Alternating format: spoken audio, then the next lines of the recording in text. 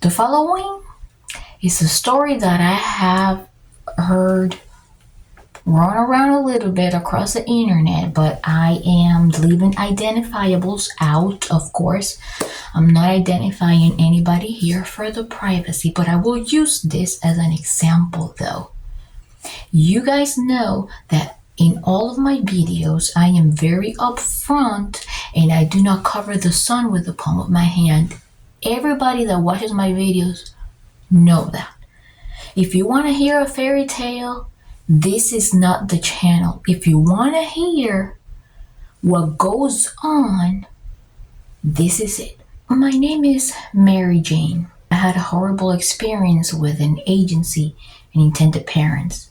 I do want to do a surrogacy journey, but please, agencies, I don't want you to contact me at all. Here's why my experience was so horrible. Number one, we had 2 transfers. The first one was failed. The second one only got to 5 months. What happens is that I felt like the agency and the intended parents left me behind, just suffering in pain, grieving for this miscarriage and the loss of this baby. I want to make sure that this friendship lasts forever.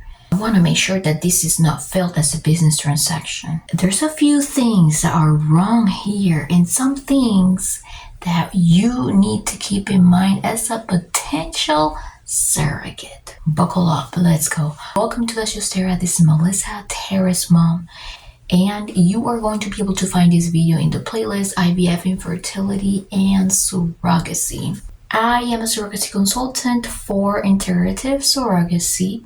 I am self-employed, and my opinions, which are the ones that you will hear right now, have nothing to do with the agency, which means my opinions are solely personal and nobody else's. This video is only for entertainment purposes only, and it does not offer professional advice in any kind of field. No medical advice. Is not a medical source. It's only for entertainment purposes only, and it only includes my opinion. The following is a story that I have heard run around a little bit across the internet, but I am leaving identifiables out, of course.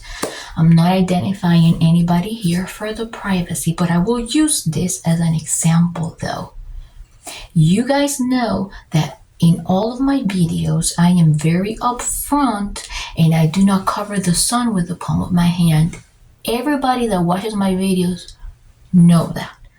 If you want to hear a fairy tale, this is not the channel. If you want to hear what goes on, this is it. And here's the situation. A lot of people don't like to hear the truth. A lot of people don't like to hear what may happen. And because of that, people don't like me sometimes. And that is okay. I don't really mind about that. But if you want to hear the truth of all these things, use your discretion and welcome. I'm going to be linking important videos in the description that are extremely related to this video. So it is very important that once you finish this video, click on them because you're going to be learning a whole lot more as well. If you're interested in becoming a surrogate, please read the descriptions below and send me an email so I can help you through the application process and so that I can be able to help expedite your application and hopefully help you get started in this wonderful journey. I decided not to comment in any of the posts where I saw this story roam around because I know that somebody's gonna get, upset for me just saying something so simple as, hey, your feelings are valid. I understand that you had a bad experience, as you may think, from an agency and intended parents, but it is very important also to consider that you are not the only person that is grieving. It is also the intended parents. And sometimes the intended parents, when they go through an extreme grieving process, they are in their total right to back off and maintain a distance so that they can heal. And that takes a long time. Okay? And even if you try to go independent, and let's say something like that happens again, it is going to be the same. You have to understand that the surrogacy journey requires you to have an amazing support system. Okay, that's one of the big requirements. You're required to go through a psychological evaluation and pass it.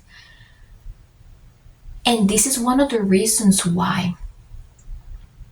So that you are able to heal properly, so that they know that you're able to heal properly, so that they know that you should be already mentally prepared for such in case it happens. And so that you cannot expect intended parents, whether you go through an agency or independent, to be there for you and be a replacement for that emotional support that you are already supposed to have.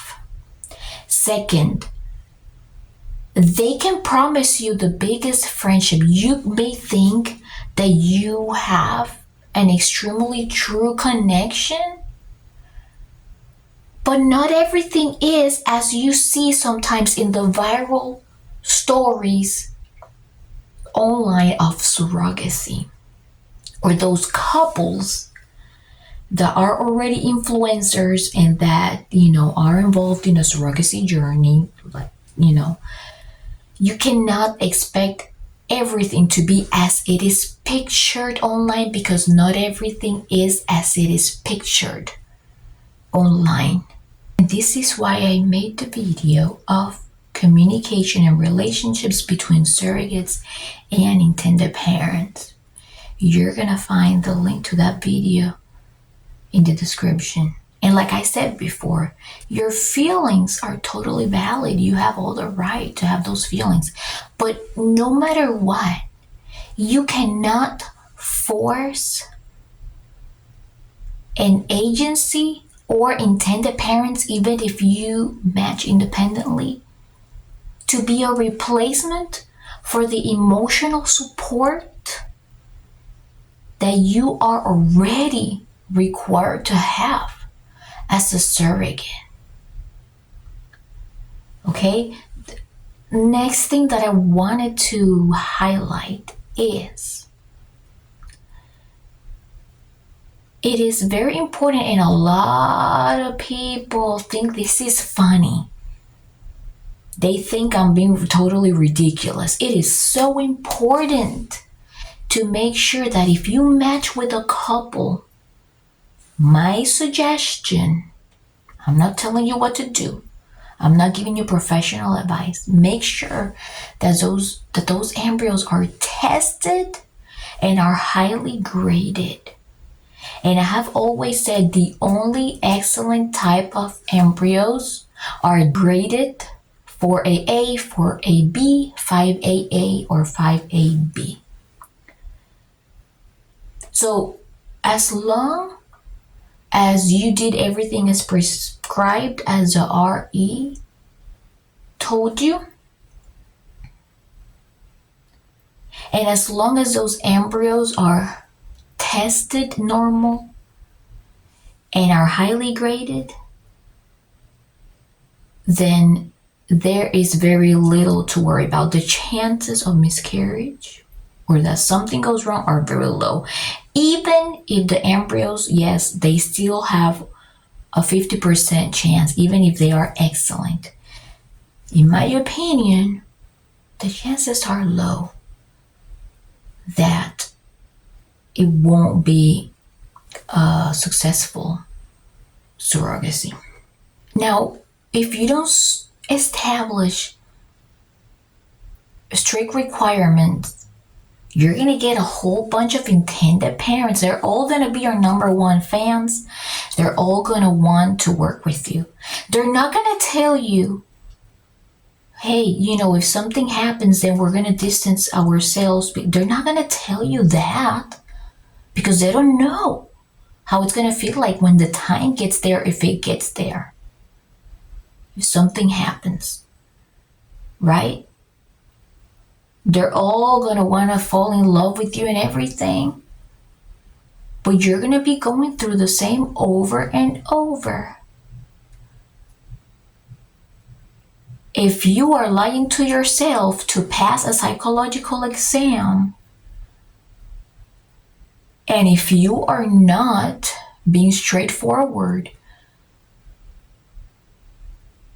with the results of those embryos, their quality. But I'm not going to tell you what to do. I am not going to tell you what to do. You're responsible for what you do. Like I said, your feelings are valid. But you have to understand that intended parents grieve as well, and they have to resort to their own emotional support system. The same way that they are, you have to do as well. And even if it's in the contract, in the clause, we have promised to be friends forever and have the most perfect relationship, and even if it's in a clause, they have in all the right to cut it off, period. I hope you have a really good day, and if you found this video interesting, straightforward, and valuable, don't hesitate to click the like button. Don't hesitate to click the like button. All right. Don't hesitate to like the video, to share, and subscribe. All right. See you later. Bye.